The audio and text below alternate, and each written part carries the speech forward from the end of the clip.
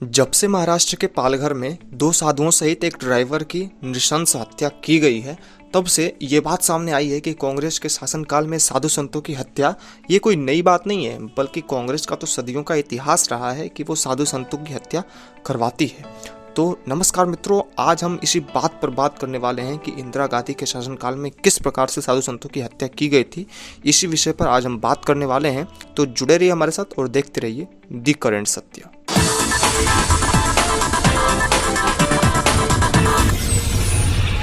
तो ये कहानी है आज से 53 साल पहले 7 नवंबर 1966।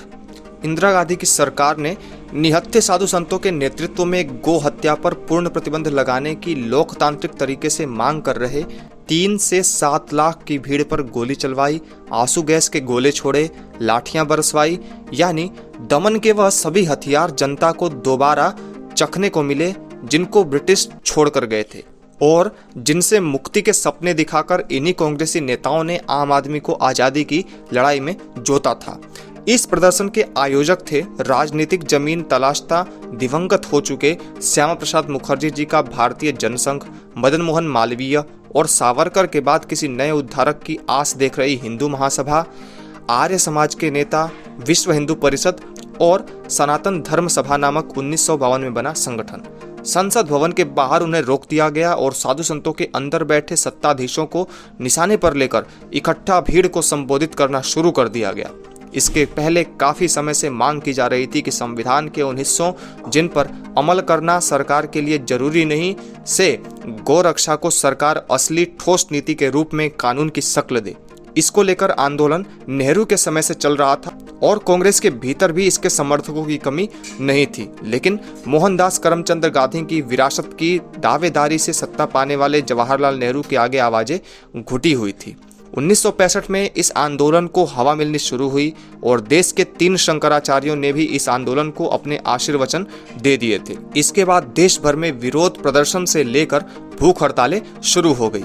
पहले तो इंदिरा गांधी नई सत्ता की अकड़ में मीडिया से कह दिया था कि वे ऐसी किसी मांग के आगे नहीं झुकेंगी, लेकिन 7 नवंबर आते आते ऐसा लगने लगा था कि वे जन भावना के सम्मान में नरम पड़ सकती हैं। आखिरकार 7 नवंबर को रैली हुई और इस रैली के पीछे की भावनाओं को अगर और कुछ नहीं तो इस बात से समझा जा सकता है कि उस तारीख तक दिल्ली में आज़ाद भारत की सबसे बड़ी रैली माना जाता था। इसमें वे नग्न नगा साधु भी शामिल हुए जो आम तौर पर समाज से दूर रहते हैं, जो अपने आसपास वाले अधिकांश श्रद्धालुओं को भी दौड़ाकर दूर भगा देते हैं। द स्पोक्समैन नामक अखबार के अनुसार इस रैली में कुल 15,000 के आसपास तो केवल साधु सन्यासी ही थे। अन्य रिपोर्टों में इसके अलावा बड़ी संख्या में औरतों और बच्चों की भी बात होने को कही जाती है। उस समय तक शांतिपूर्ण चल रही रैली की भीड़ तब उत्तेजित हो गई जब पता चला कि भारतीय जनसंघ के सांसद स्वामी रामेश्वर को अगरिमापूर्ण आचरण के आरोप में संसद से धक्के मारकर निकाल दिया गया। इसके बाद भीड़ को गुस्सा आ गया और भीड़ की उत्तेजना के जवाब में पुलिस ने लाठियां भाजनी, गोलियां चलानी और आंसू गैस के गोले दागने शुरू किए। बाद में विश्व हिंदू परिषद के राष्ट्रीय उपाध्यक्ष बनने वाले चंपत राय उस रैली में बतौर बीएससी के एक छात्र मौजूद थे। वे बताते हैं कि उस समय संयोगवश मंच पर अटल बिहारी वाजपेयी नामक वही आदमी भाषण दे रहा था जो युवावस्था में श्यामा प्रसाद मुखर्जी का भारत को अंतिम संदेशवाहक था और भारत में अजात शत्रु कहलाने वाला प्रधानमंत्री बना। इसमें मरने वालों की संख्या पर बहुत विवाद है। सरकारी आंकड़े जहां महज 7 या 8 लोगों के मारने की बात स्वीकारते हैं और 500 से अधिक लोगों के अस्पताल में भर्ती होने की बात अगले ही दिन एक अखबार में छपी थी।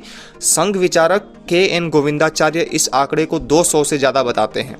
कुछ दक्षिणपंथी संगठनों का दावा है कि असल में 5,000 से अधिक लोगों ने जान गंवाई थी और उन्हें बिना निशान की कब्रों में सरकार ने दफन करा दिया। पत्रकारिता का समुदाय विशेष इसे व्हाट्सएप यूनिवर्सिटी से निकाला हुआ आंकड़ा बताता है। टाइम्स ऑफ इंडिया में इस घटना के अगले ही दिन छपी रिपोर्ट में पुलिस के 209 राउंड फायरिंग की बात कही गई है। अपने इंदिरा इज इंडिया अंदाज में इंदिरा गांधी ने बाद में संसद में इस प्रदर्शन को अपनी सरकार नहीं देश और पूरे लोकतांत्रिक सिद्धांत के ही खिलाफ बताने का फतवा जारी कर दिया। साथ ही तत्कालीन गृह मंत्री और 2 बार देश के कार्यवाहक प्रधानमंत्री का ओहदा संभाल चुके गोहत्या विरोधी गुलजारी लाल नंदा का इस्तीफा ले लिया।